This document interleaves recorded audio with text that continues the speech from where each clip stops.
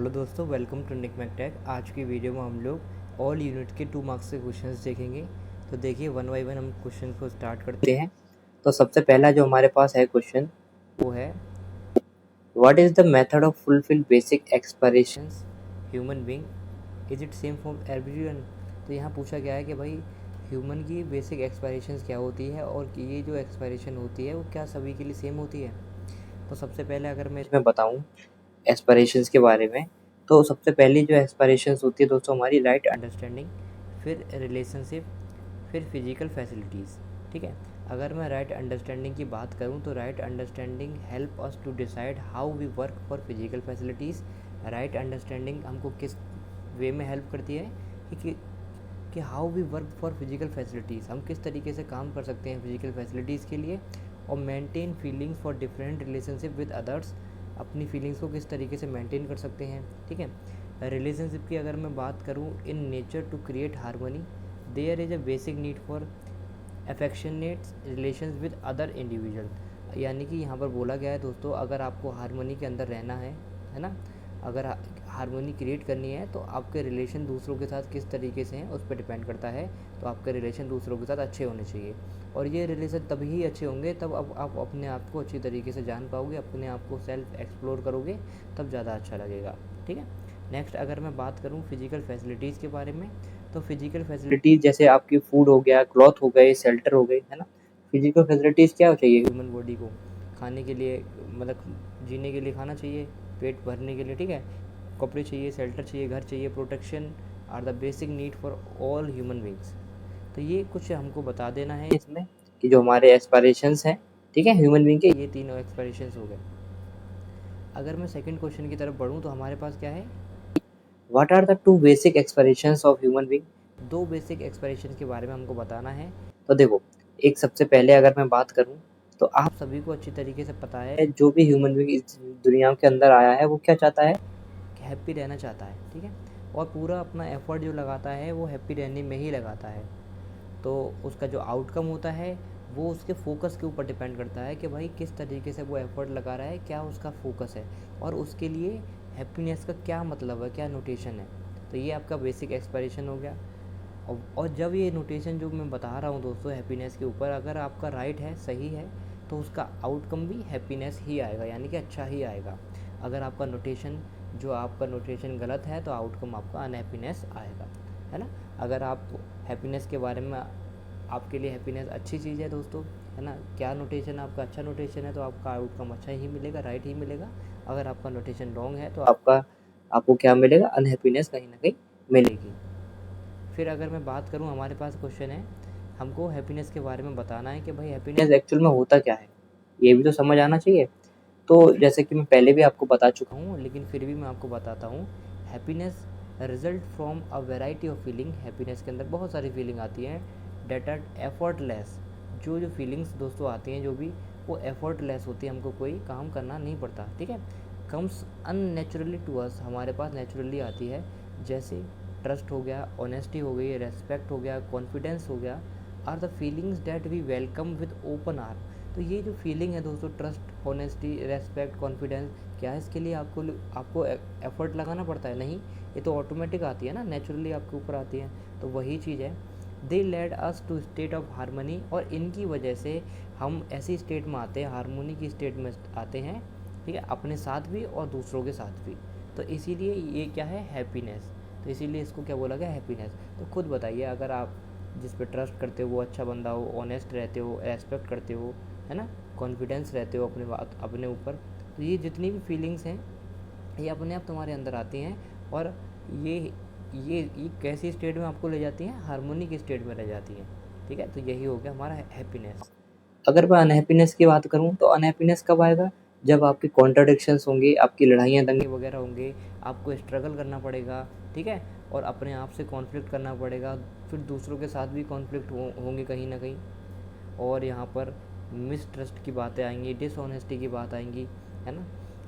क्यों लड़ाइयाँ क्यों होंगी, कॉन्ट्रडिक्शन क्यों होंगे, जब आप किसी से झूठ बोलोगे और अपने काम से ऑनेस्ट नहीं रहोगे, आप किसी की रेस्पेक्ट नहीं करोगे, तभी तो लड़ाइयाँ होंगी। और वो कैसी कंडीशन होगी, वो कैसी स्टेट होगी, वो कहीं ना कहीं अनहैप्पीनेस की स्टेट होगी।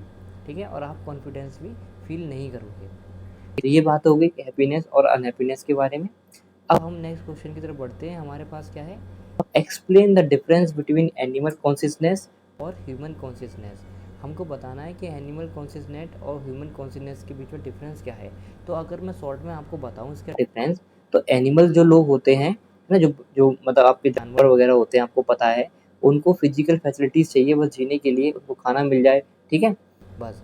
और वो क्या हो गया आपका एनिमल कॉन्शियसनेस।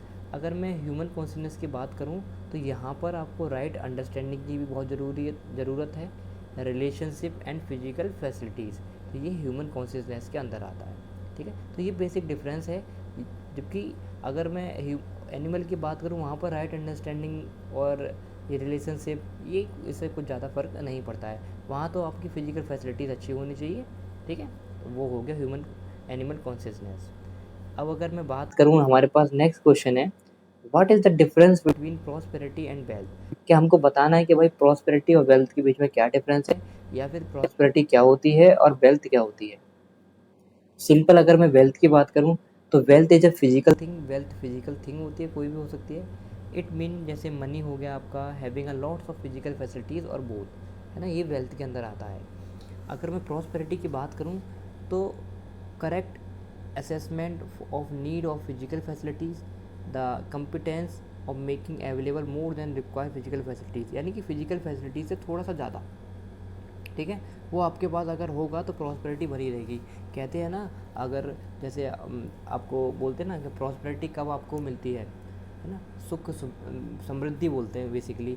मान लो या फिर आप कोई भी काम कर रहे हो और आपको हैप्पीनेस प्राप्त हो रहा है। जब आपको काम कर रहे हो और हैप्पीनेस प्राप्त होता है, तो आप लोग यही चाहोगे ये हैप्पीनेस आपकी लाइफ में बनी रहे।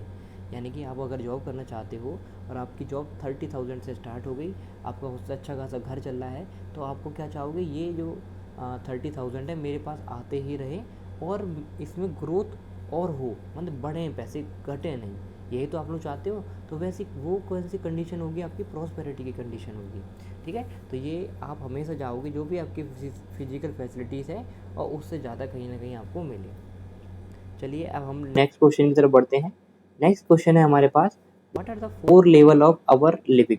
हमारे जो रहने का 4 लेवल कौन कौन सा है। तो सबसे पहला वही कि अपने आप में रहो, living in my self. Second हमारे पास है लिविंग इन फैमिली, फैमिली के साथ रहो। फिर थर्ड की अगर मैं बात करूँ, हमारे पास क्या है, लिविंग इन सोसाइटी, सोसाइटी के साथ रहो।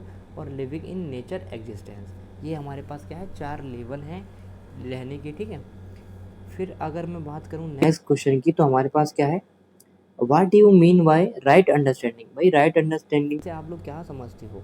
तो राइट अंडरस्टैंडिंग अगर आपके अंदर होगी, तो वो आपको हेल्प करेगा किस चीज़ में, how we work for physical facilities. हम फिजिकल फैसिलिटीज़ के लिए, फिजिकल फैसिलिटीज़ क्या है आपके लिए, भाई खाना, रहने के लिए घर वगैरह, यही तो है।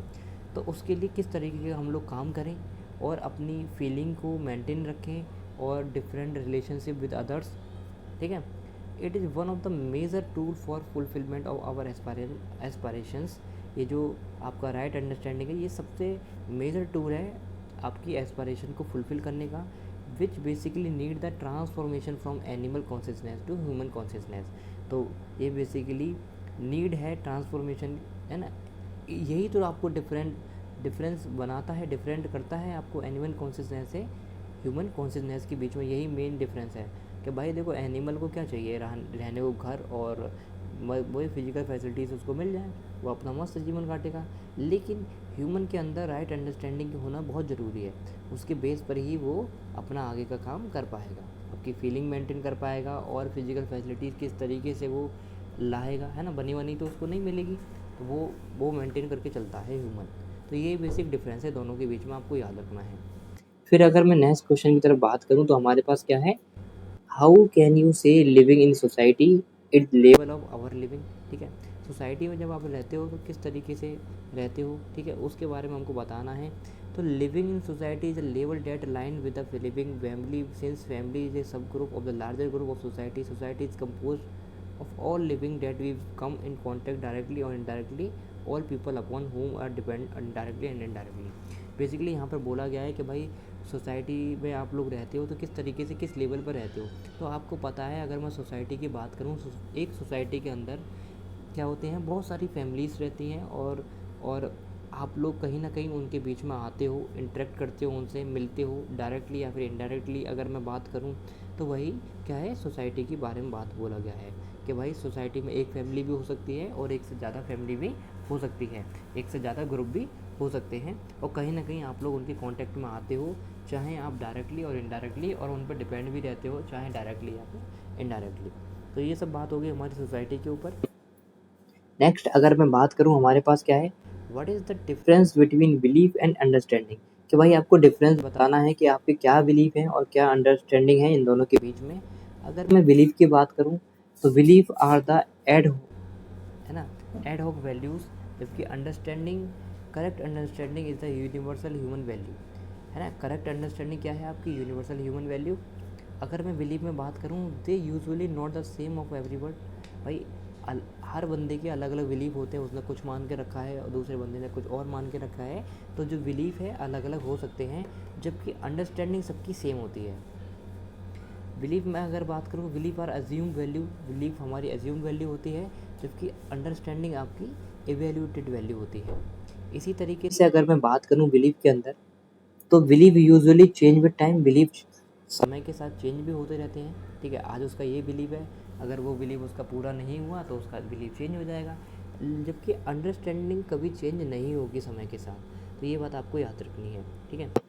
अगर मैं नेक्स्ट क्वेश्चन की तरफ बात करूँ, हमारे पास क्या है, discuss briefly mutual fulfilment and mental prosperity. इन दोनों के बीच में हमको बताना है। अगर मैं म्यूचुअल फुलफिलमेंट की बात करूं तो यहाँ पर आपको राइट अंडरस्टैंडिंग और रिलेशनशिप दोनों के बारे में, दोनों को अगर आप ऐड करोगे तो आपको म्यूचुअल फुलफिलमेंट प्राप्त होगा।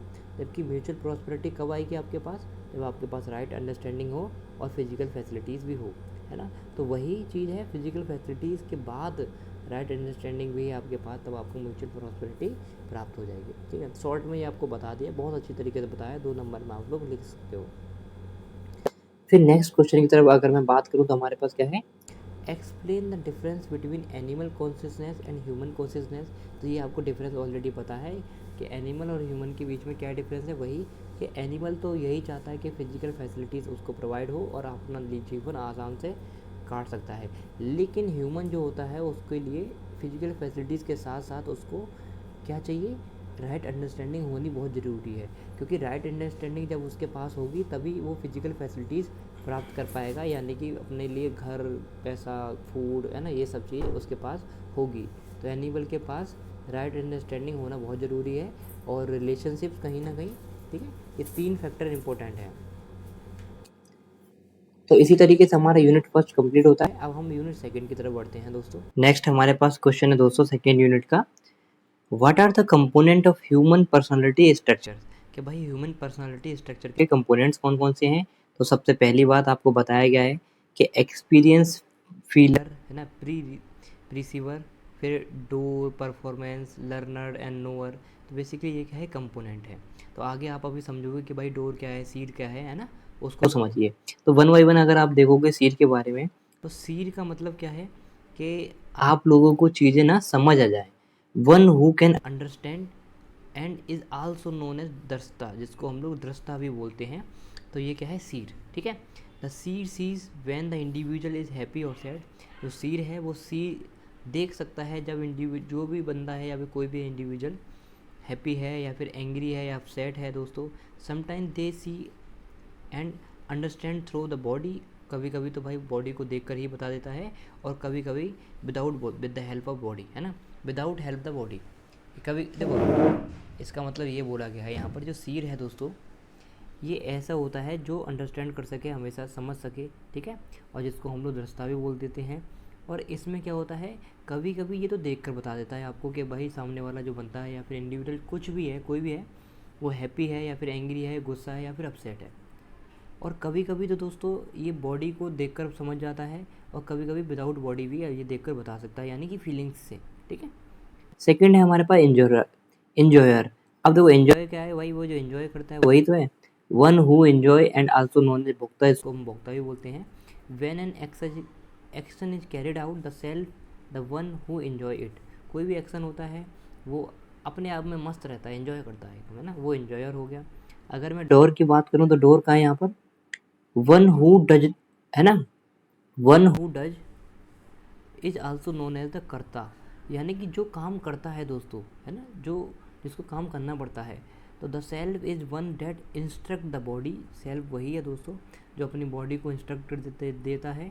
The body carry out various task, और हमारी जो बॉडी है बहुत सारे टास्क करती है ना। तो डोर का मतलब क्या है भाई, वो इंस्ट्रक्ट देगा, बॉडी को काम करना ही पड़ेगा, तो जो काम करता है वो हो गया। The self tell the body to use it different parts to different thing, है ना।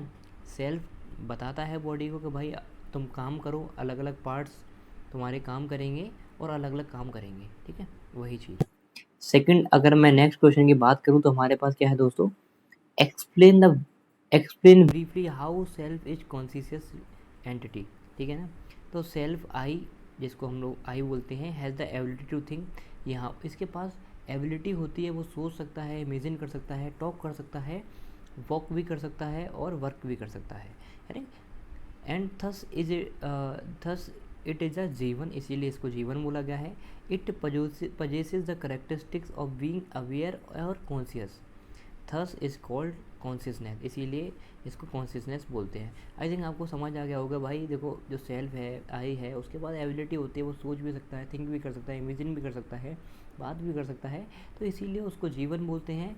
और ये जो करेक्टरिस्टिक्स है ये ही अवेयर करती है किस चीज़ और कॉन्शियस रहती है, ठीक है, तो इसीलिए इसको कॉन्शियसनेस बोलते हैं। नेक्स्ट क्वेश्चन की अगर मैं बात करूँ तो हमारे पास क्या है, डिफाइन यूनिट। अब देखो यूनिट क्या है, लिमिटेड इन साइज, यानी कि यूनिट कुछ भी हो सकती है जो कि साइज में लिमिटेड होनी चाहिए, बंधी होती है वो दोस्तों, किससे, 6 स्लाइड्स के बीच में बंधी होती है, ये बात आपको याद रखनी है। लाइक स्मॉल विलेट ऑफ एयर, हमारा छोटा सा बाल हो गया, या फिर बहुत बड़ा प्लानट भी कोई है दोस्तों, वो सब क्या है, यूनिट है, क्योंकि वो कहीं ना कहीं साइज में लिमिटेड है, आपको याद रखना है, लिमिटेड इन साइज, ठीक है। इसको अगर मैं और कंपेयर करूँ, देखो यूनिट में आपको ये भी पता है कि जैसे आपको पता है एटम हो गया, मॉलिक्यूल्स हो गए, ये सब क्या है, यूनिट ही तो हैं, ठीक है। फिर अगर मैं छोटी सी बात करूं स्पेस के बारे में कि भाई स्पेस क्या होती है, तो आप सभी को पता है स्पेस अनलिमिटेड एंटिटी होती है, जबकि यूनिट क्या होती है, लिमिटेड एंटिटी होती है। इस तरीके से आप लोग कंपेयर कर सकते हो। ये अनलाइक यूनिट की तरह नहीं होती है, ठीक है, क्योंकि इसके पास कोई भी साइज नहीं होता, लिमिटेड साइज नहीं होता, ये अनलिमिटेड रहती है, जबकि यूनिट का कुछ ना कुछ साइज होता है। ये कहीं भी बाउंडेड नहीं रहती स्पेस, जबकि यूनिट बाउंडेड रहती है 6 स्लाइड से, ठीक है। फिर अगर मैं बात करूँ, ये स्पेस है दोस्तों, कुछ ना कुछ सर्टेन रेगुलेटरीज और ओबे, लॉ को ओबे करता है, जबकि ये कोई लॉ वगैरह कुछ ओबे नहीं करता यूनिट, ठीक है। तो ये कुछ डिफरेंस है यूनिट और स्पेस के बीच में, आप लोग पढ़ सकते हो, ज़्यादा इंपॉर्टेंट आपके लिए है नहीं है। लेकिन अब हम नेक्स्ट क्वेश्चन की तरफ बढ़ते हैं, जो है हमारे पास, give the 4 order of nature, कि भाई हमको ऑर्डर बताने हैं नेचर के 4। तो सबसे पहला ऑर्डर है आपके पास material order, second bio order, third हमारे पास होता है ह्यूमन ऑर्डर, फिर हमारे पास क्या होता है, एनिमल ऑर्डर। तो दोस्तों ये हमारे पास 4 ऑर्डर हो गए, आपको पता चल गए। नेक्स्ट अगर मैं बात करूँ तो मटेरियल ऑर्डर क्या होता है, तो मटेरियल ऑर्डर दोस्तों कोई भी नॉन लिविंग थिंग है, ठीक है, जैसे आपकी साउंड हो गया, लाइट हो गया, हीट हो गया, तो ये आपकी क्या है, नॉन लिविंग थिंग है, तो ये क्या है, मटेरियल ऑर्डर का पार्ट होती है, ये बात आपको याद रखनी है। फिर अगर मैं बात करूँ कि भाई देखो हमको ये बताओ कि प्लांट ऑर्डर में क्या आता है, तो प्लांट ऑर्डर में क्या आता है दोस्तों, कोई भी सिंगल सेल से अगर मैं कंप्राइज करूँ, जैसे ऑर्गेनिज्म हो गए, जैसे आपके फंगी हो गए, एल्गी हो गए, वाटर प्लांट हो गए, हर्ब हो गए, सार्प हो गए, ट्रीज हो गए, they can reproduce accept nutrition from outside, ये अपना जो न्यूट्रिशन है, खाना जो लेते हैं दोस्तों, बाहर से लेते हैं कहीं ना कहीं, है ना, और डाइजेस्ट करते हैं, फिर और क्या करते हैं, ग्रो भी होते रहते हैं। तो ये क्या है, और ये तो दोस्तों क्या करते हैं, आपको न्यूट्रिशन प्रोवाइड भी करते हैं, ठीक है। तो ये सब क्या है, इसके अंदर आते हैं, बायोडिग्रेडेबल या फिर बायो ऑर्डर के अंदर आते हैं। इसी तरीके से हम लोगों को बताना है कि भाई एनिमल ऑर्डर क्या है फिर, तो एनिमल ऑर्डर में क्या आते हैं, ताकि आप सभी को ऑलरेडी पता है कि एनिमल ऑर्डर कैसे होते हैं, लिविंग थिंग होते हैं, और ये शेयर करते हैं, क्या चीज़ शेयर करते हैं, ये भाई फीचर्स, बहुत सारे फीचर्स शेयर करते हैं प्लांट ऑर्डर के ही, तो ये बात आपको याद रखनी है। और जो आपका द नेचुरल करेक्टरिस्टिक्स ऑफ, इस ऑर्डर की जो नेचुरल करेक्टरिस्टिक्स होती हैं वो क्या होती है भाई, ये रियलाइज़ भी करते हैं, ठीक है, ये अवेयर भी रहते हैं, तो ये बात आपको याद रखनी है, ठीक है। तो इतनी छोटी सी बात है, और ये इंटेलेक्चुअल भी होते हैं, आपको पता है। तो ये छोटी सी कहानी है तो आपकी। अब हम नेक्स्ट क्वेश्चन की तरफ बढ़ते हैं। हमारे पास नेक्स्ट क्वेश्चन क्या है दोस्तों, देखिए, नेक्स्ट क्वेश्चन हम लोग देखते हैं हमारे पास क्या है। देखो थर्ड यूनिट आ गई हमारी, इस तरीके से हमारी सेकेंड यूनिट खत्म हो गई। तो थर्ड यूनिट में हमारा सबसे पहला जो क्वेश्चन है दोस्तों हमारे पास है, what are the activities of the self, कि भाई सेल्फ की एक्टिविटीज़ क्या है आपको बतानी है। तो सबसे पहली बात जो है, जो सेल्फ है जिसको हमने आई बोला है, हम खुद ही तो हैं। तो हम लोग क्या कर सकते हैं, एनालाइज कर सकते हैं, इमेजिंग कर सकते हैं, ड्रीमिंग कर सकते हैं, डिज़ायरिंग कर सकते हैं, अंडरस्टैंडिंग कर सकते हैं दोस्तों, फीलिंग हमारे अंदर होती हैं, स्पीकिंग कर सकते हैं, है ना, बिलीविंग होते हैं, कुछ हमारे बिलीव्स होते हैं, थिंकिंग भी कर सकते हैं। तो ये कुछ पॉइंट्स हैं, ये बात आपको याद रखना है बस, है ना। फिर सेकंड क्वेश्चन की तरफ हम लोग बढ़ते हैं। सेकंड जो हमारे पास क्वेश्चन है दोस्तों, what are the characteristics of I और सेल्फ। करेक्टरिस्टिक्स क्या होती हैं। तो सबसे पहले अगर मैं बात करूँ, self actualise people embrace the unknown and the, देखो यहाँ बोला गया है जो अगर मैं करेक्टरिस्टिक्स की बात करूँ आई और सेल्फ के बीच में, तो they accept themselves together with all their flaw, यानी कि अगर हमारे अंदर कोई भी फ्लॉ भी हैं, कोई भी कमियां भी हैं दोस्तों, तो भी हम अपने आप को क्या करते हैं, एक्सेप्ट करते हैं। और हम लोग they do not seek to shock और डिस्टर्ब, ठीक है। They are motivated by growth, आप ग्रोथ से मोटिवेटेड भी रहते हैं, not by satisfaction of the need. तो ये कुछ पॉइंट है, ये आपको समझ आ गए होंगे। नेक्स्ट अगर मैं बात करूँ तो हमारे पास है, differentiate between the activities of the self और द बॉडी और टू ग्राउंड, है ना। Differentiate between the activities of the self and the body on any two ground, हमको बताना है, डिफ्रेंशिएट करने हैं हमें, बेसिकली सेल्फ और बॉडी के बीच में डिफ्रेंशिएट करना है। तो देखिए अगर मैं बात करूँ सेल्फ और बॉडी की, हम लोग एक्टिविटीज़ के बेस पे बात करते हैं। तो आई जो सेल्फ है उसके अंदर डिज़ायर की और थिंकिंग ये सब आता है, जबकि हमारी बॉडी है वो ब्रीथिंग करती है, सांस लेती है, हार्ट बीट होती है, ईटीसी। और आई के अंदर नोइंग, एज्यूमिंग, रिकॉग्नाइजिंग, फुलफिलिंग, जबकि यहाँ पर रिकॉग्नाइजिंग और फुलफिलिंग ही रहता है बॉडी के अंदर। तो ये कुछ डिफरेंस है दोनों के बीच में, ये बात आपको याद रखनी है। फिर अगर मैं क्वेश्चन की बात करूँ तो हमारे पास है, what are the 5 values which help human being to live life harmony. 5 value बताइए दोस्तों, बहुत इंपॉर्टेंट क्वेश्चन है ये, कि आपके ह्यूमन लाइफ को इम्पोर्टेंट, जो आपको ह्यूमन की लाइफ है हमारी हारमोनी में रहे, तो 5 वैल्यू ऐसी बताइए। सबसे पहली वैल्यू है हमारे पास लव, केयर, ट्रूथ, फिर रेस्पॉन्सिबिलिटी और जस्टिस। ये 5 वैल्यू आपको याद रखनी है। कल के क्वेश्चन में ये 5 वैल्यू जरूर लिख सकते हो आप लोग, हर क्वेश्चन में लिख सकते हो, कोई दिक्कत वाली बात नहीं है।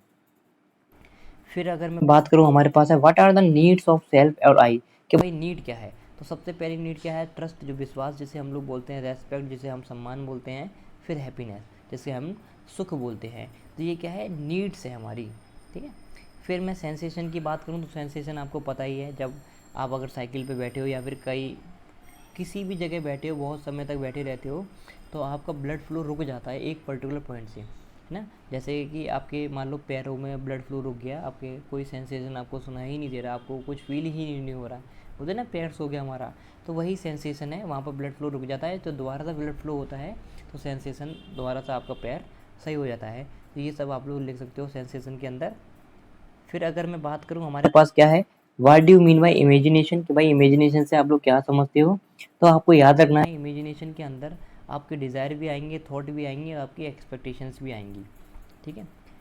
अब हम नेक्स्ट क्वेश्चन की तरफ बढ़ते हैं। हमारे पास क्या है, what are the main constituent when physical facilities are ensured. तो सबसे पहले राइट टू यूटिलाइजेशन, फिर प्रोटेक्शन और फिर प्रोडक्शन। तो ये 3 मेन कंस्टिट्यूएंट हैं आपकी, ठीक है, ये बात आपको याद रखनी है। सेकंड अगर मैं बात करूँ हमारे पास क्या है, व्हाट इज, क्या है, विश्लेषणा। विश्लेषणा क्या होती है दोस्तों। तो विश्लेषणा की अगर मैं बात करूँ, the activity of analyse where in we plan, जब हम प्लान करते हैं या फिर schedule manage thing is known as विश्लेषणा।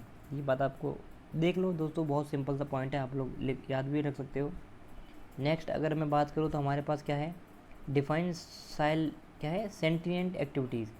अब सेंटिएंट एक्टिविटी की अगर मैं बात करूँ तो the activity involving only the self, जिसके अंदर ओनली सेल्फ हम ही आते हैं, ऐसी एक्टिविटीज़, उसको हम लोग बोलते हैं सेंटिएंट एक्टिविटीज़।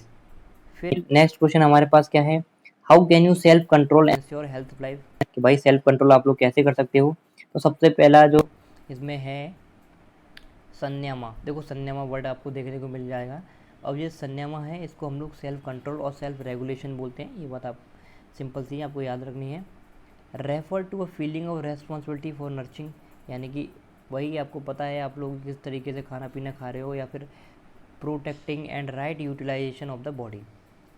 ठीक है, when the body is fit act according to the need of self and there is a harmony among the parts of the body, it refer to a health स्वस्था संयमा self regulation basic of. देखो यहाँ वही बोला है कि भाई self control ensure healthy life. तो यानी कि आपका जो आप लोग खाना करते हो, जो अपनी बॉडी को नरिशिंग करते हो दोस्तों, है ना, या फिर अपनी बॉडी को बचाते हो, राइट यूटिलाइजेशन करते हो अपनी बॉडी का, तब आपको सेल्फ कंट्रोल कर सकते हो। ठीक है, फिर यहाँ पर यही सब बोला गया है कि भाई इस तरीके से अगर आप अच्छा खाना अपनी बॉडी को दोगे, अपनी बॉडी की टेक केयर करोगे, तो आपको जो पार्ट्स हैं, बॉडी के पार्ट्स हैं, वो कहीं ना कहीं हार्मोनी में रहेंगे। ठीक है, तो ये यहाँ पर बोला गया है। नेक्स्ट अगर मैं बात करूँ तो हमारे पास है व्हाट इज संयमा। अगर संयमा वही सेल्फ रेगुलेशन, ठीक है, is basically feeling of response is self nature. वही जो अभी ऊपर बताया आपको बॉडी के बारे में, वही सेम चीज़ आप लोग यहाँ पर लिख सकते हो, क्योंकि आपको पता है बॉडी आपकी क्या है, एक इंस्ट्रूमेंट है। तो एक इंस्ट्रूमेंट है भाई, बॉडी का काम क्या है, काम करती है, आप लोग उसको खाना पीना प्रोवाइड कराओगे अच्छी तरीके से, चोट नहीं लगने दोगे तो अपनी बॉडी की केयर कर सकते हो। ठीक है, इस तरीके से बॉडी के जो पार्ट्स हैं उनके बीच में हार्मनी भी मेंटेन रहेगी। तो ये सब चीज़ आपको थोड़ा बहुत याद रखना है, आप लोग लिख सकते हो। फिर नेक्स्ट क्वेश्चन की अगर मैं बात करूं, हमारे पास है फोर्थ यूनिट का क्वेश्चन, क्योंकि थर्ड यूनिट हमारी खत्म हो गई। तो फोर्थ यूनिट का सबसे पहला जो क्वेश्चन है हमारे पास क्या है, what do you mean bye को एग्जिस्टेंस। भाई को एग्जिस्टेंस से आप लोग क्या समझते हो? तो को एग्जिस्टेंस ऐसी स्टेट होती है जब दो और दो से ज़्यादा ग्रुप एक साथ रहते हैं दोस्तों, और उनके माइंड में रहता है keeping in mind their differences. उनके डिफरेंसेस अगर अपने दिमाग में रखोगे, the parties involve establish relationship where they can live non violently. ठीक है ना, तो वही चीज़ है कि जब दो लोग आपस में क्या रहते हैं, को एग्जिस्टेंस का मतलब यही है कि भाई दो या दो से ज़्यादा ग्रुप एक साथ रहते हैं, और उनके दिमाग में ये होना चाहिए कि कहीं ना कहीं डिफरेंसेस उन दोनों के अंदर होंगी, है ना, और इस तरीके से वो लोग क्या करेंगे, कोई वॉयलेंट बिहेव नहीं करेंगे। ठीक है, तो ये सिंपल सी कहानी है इसकी को एग्जिस्टेंस की। फिर अगर मैं बात करूँ, हमारे पास है गिव द टाइप ऑफ को एग्जिस्टेंस। भाई टाइप बता दो को एग्जिस्टेंस के क्या है। दो टाइप होते हैं, एक तो एक्टिव को एग्जिस्टेंस, फिर पैसिव को एग्जिस्टेंस। यहाँ पर बोला गया कि भाई एक्टिव को एग्जिस्टेंस क्या होता है। ठीक है, अगर मैं एक्टिव को एग्जिस्टेंस की बात करूँ तो यहाँ पर क्या होता है, दोनों के बीच में म्यूचुअल रेस्पेक्ट होगी। दोनों जो पार्टीज़ हैं, है ना, दो जो मतलब ग्रुप मैंने बताए थे ना, को एग्जिस्टेंस में दो ग्रुप रह रहे हैं एक साथ, तो देखो दोनों ग्रुप जो रह रहे हैं एक्टिव को एग्जिस्टेंस के बीच में, वो कैसे होंगे, उनके बीच में दोनों के इक्वल रेस्पेक्ट होगी, दोनों एक ही पोजीशन पे होंगे, है ना, कोई छोटा बड़ा नहीं होगा, यहाँ पर दोनों सेम ही होंगे। तो यहाँ पर क्या होता है, कभी कभी लड़ाई भी हो सकती है, इनइक्वलिटी नहीं होती। जबकि मैं पैसिव को एग्जिस्टेंस की अगर मैं बात करूँ दोस्तों, अभी हम लोग इसको पढ़ भी लेंगे। पैसिव को एग्जिस्टेंस में एक छोटा होता है, एक थोड़ा बड़ा होता है। ठीक है ना, तो यहाँ पर एक थोड़ा कम पावरफुल होता है, एक ज़्यादा पावरफुल होता है। तो यहाँ पर चांसेस रहते हैं लैक ऑफ वॉयलेंस, कम वॉयलेंस के चांसेस रहते हैं। वट हैज़ अनइक्वल रिलेशनशिप, और रिलेशनशिप इन दोनों के बीच में अनइक्वल रहती है। तो सिंपल है, आप लोग ये याद कर रख सकते हो, ये भी आप लोग पढ़ सकते हो, स्क्रीनशॉट ले लो आप लोग। ठीक है, फिर हम लोग नेक्स्ट आगे बढ़ते हैं। हमारे पास क्वेश्चन क्या है, व्हाट इज सेल्फ एक्सप्लोरेशन। कि भाई सेल्फ एक्सप्लोरेशन क्या होती है। अगर मैं सेल्फ एक्सप्लोरेशन की बात करूँ तो आप सभी को ऑलरेडी पता है कि ये दो क्वेश्चन के बीच में डायलॉग होते हैं, है ना। अगर हम लोग सेल्फ एक्सप्लोर करना चाहते हैं तो सबसे पहले हमें क्वेश्चन यही पूछना चाहिए कि व्हाट वी आर, हम लोग है कौन, और what we really want to be, और हम लोग क्या बनना चाहते हैं। ठीक है, और यहाँ पर बोला गया it is a process of observing what it with in us and focusing attention on your self. अपने ऊपर ही भाई हम लोग अटेंशन फोकस करते हैं। Your present belief and expiration, जो आपके प्रेजेंट बिलीफ हैं, जो भी एक्सपायरेशन हैं आपके प्रेजेंट टाइम में, उस चीज़ के ऊपर। तो बेसिकली आपको ये दो क्वेश्चन अगर आपको पता चल जाए तो आप लोग अच्छी तरीके से अपने आप को एक्सप्लोर कर सकते हो। अगर मैं नेक्स्ट क्वेश्चन की बात करूँ तो हमारे पास क्या है, what are the content of self exploration. के भाई कंटेंट क्या है सेल्फ एक्सप्लोरेशन का, तो दो कंटेंट है, एक तो डिज़ायर क्या है, गोल क्या है, और प्रोग्राम। ये मेन कंटेंट है, ये मैं आपको ऑलरेडी पिछले यूनिट में बता चुका हूँ। फिर अगर मैं बात करूँ हमारे पास क्या है, define mechanism of self exploration. के भाई मैकेनिज्म क्या होती है, टू मैकेनिज्म होती है, एक तो नेचुरल एक्सेप्टेंस, दूसरा एक्सपेरियंशियल वेरिफिकेशन। ठीक है, तो ये मैं आपको ऑलरेडी बता चुका हूँ, आप लोग पढ़ सकते। फिर अगर मैं बात करूँ, हमारे पास क्वेश्चन है दोस्तों, डिफाइन सेल्फ अवेयरनेस। भाई सेल्फ अवेयरनेस क्या होती है? तो सेल्फ अवेयरनेस तुम्हारे अंदर कहाँ से आएगी? ये आपको क्लियर परसेप्शंस, ठीक है, self awareness having clear perception of your personality including आपकी स्ट्रेंथ, वीकनेस, थॉट, है ना, beliefs, motivation, emotions.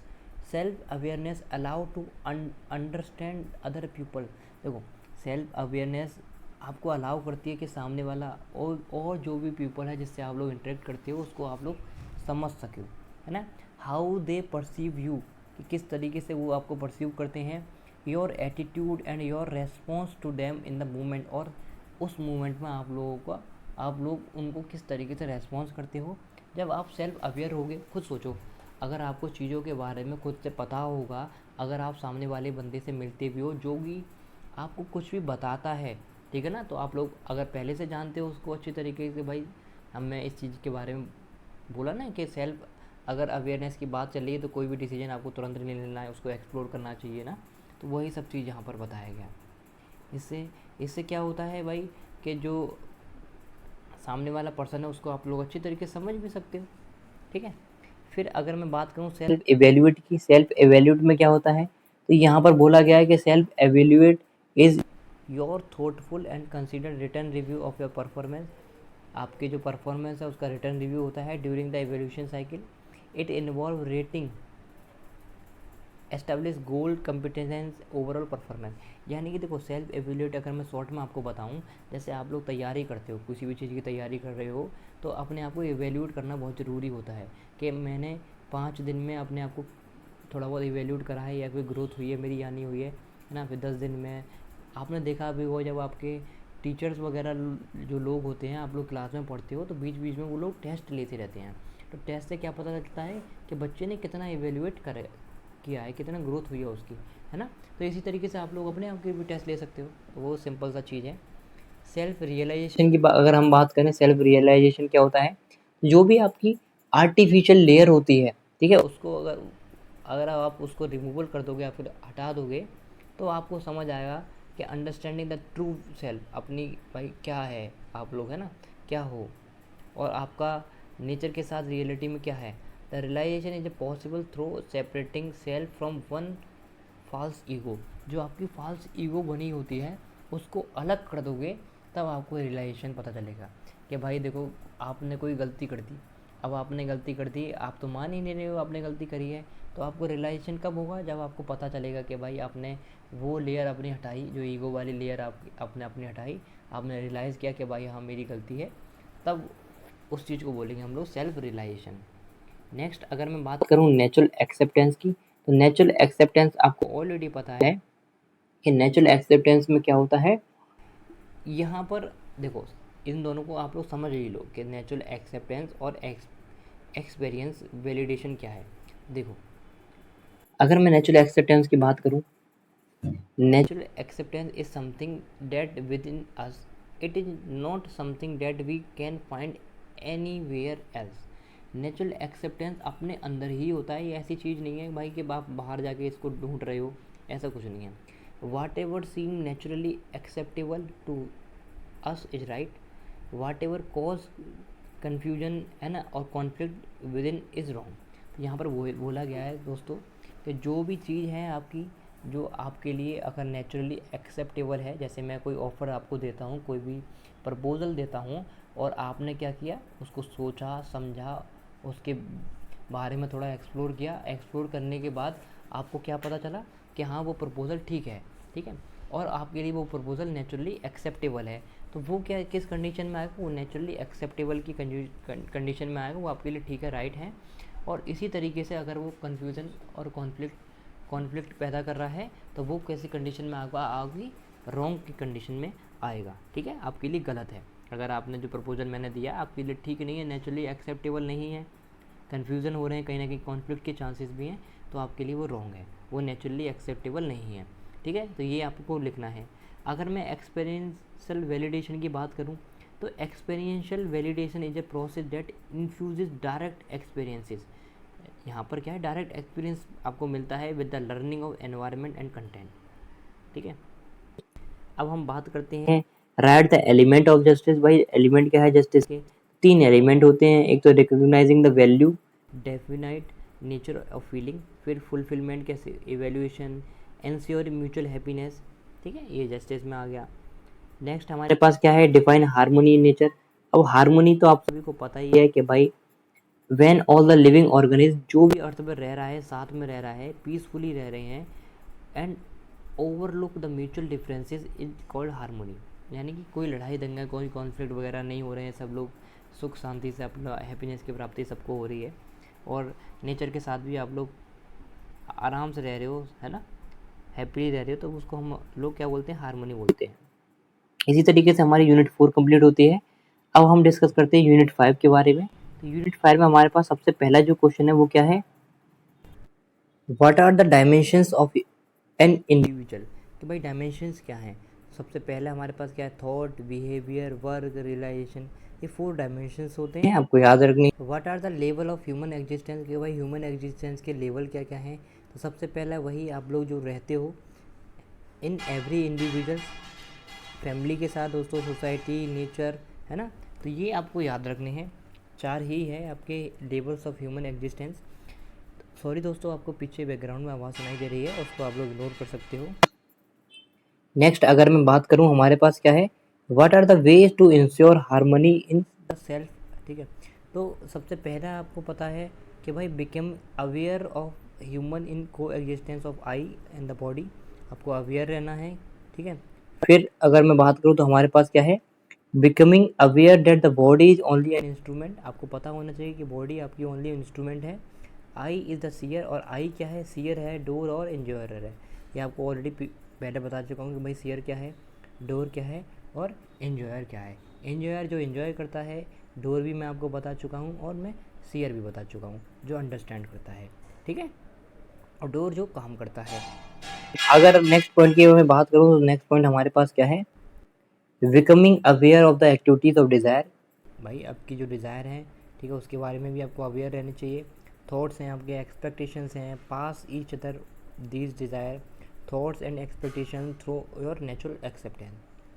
Understanding the harmony at all level of existence, leading the realization understanding which in turn becoming the basic of desire, thought and expectation, this lead to the harmony, I continuity।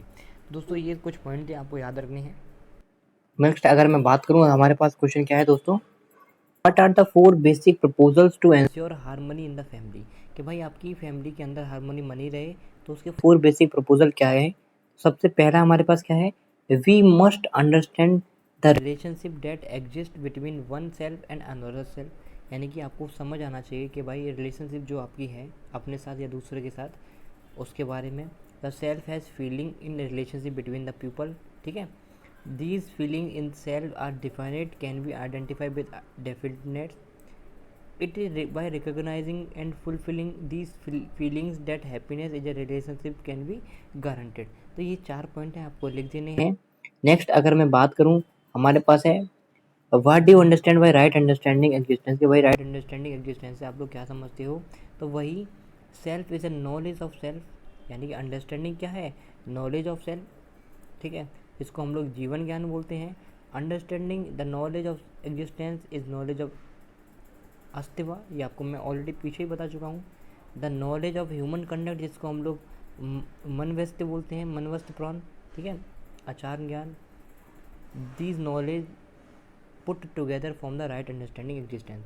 तो यहाँ बोला गया है दोस्तों, अगर आपके पास understanding की knowledge है, जिसको हम लोग जीवन ज्ञान बोलते हैं, अगर आपके पास किसकी एग्जिस्टेंस की नॉलेज है, जिसको हम लोग अस्तित्व बोलते हैं, अगर आपके पास नॉलेज है ह्यूमन कंडक्ट की, जिसको हम लोग मन व्यस्त, है ना, पूर्ण आचार ज्ञान बोलते हैं, अगर आपके पास ये तीनों नॉलेज हैं, आप इन तीनों नॉलेज को एक साथ रखते हो, तब आपको राइट अंडरस्टैंडिंग समझ आएगी, है ना। नेक्स्ट हमारे पास है give some criteria which should be part of holistic technologies. कि भाई होलिस्टिक टेक्नोलॉजीज की पार्ट हैं, उसके कुछ ना कुछ क्राइटेरिया होंगे, उनके क्राइटेरिया के बारे में बताना है हमको। तो सबसे पहला क्या है? Aim towards catering day to day human need. ठीक है, it should be durable, it should have low maintenance cost, it should have any health hazard. कोई भी हेल्थ हजार्ड नहीं होना चाहिए, इट शुड नॉट। अब हम नेक्स्ट क्वेश्चन की तरफ बढ़ते हैं। हमारे पास नेक्स्ट क्वेश्चन है और आई थिंक लास्ट क्वेश्चन है हमारे पास। What do you mean by realization and understanding? के भाई रियलाइजेशन और अंडरस्टैंडिंग से आप लोग क्या समझते हो? दोस्तों रियलाइजेशन और अंडरस्टैंडिंग के बारे में ऑलरेडी आपको बहुत बार बता चुका हूँ। तो ये जो पॉइंट दे रखे हैं आप लोग इसको लिख सकते हो, जो वरना मैं आपको जो बताया हुआ है उसको लिख सकते हो। तो रियलाइजेशन में कुछ नहीं है दोस्तों, सच को एज इट इज़ देख लेना है आपको। अंडरस्टैंडिंग की अगर मैं बात करूँ तो आप अगर अपने आप को अच्छी तरीके से समझ पा रहे हो, है ना, अगर आप पहले अपने आप को अच्छी तरीके से समझ जाओगे तभी तो दूसरे सामने वाले पर्सन को भी अच्छी तरीके से समझ सकते हो। तो वही सब चीज़ें होती हैं। तो ये 2 पॉइंट है, आप लोग इसका स्क्रीनशॉट लेके पढ़ सकते हो। इसी तरीके से हमारी वीडियो ख़त्म होती है। अगर आपको वीडियो पसंद आई हो, हेल्पफुल लगी हो तो अपने दोस्तों के साथ शेयर जरूर करें।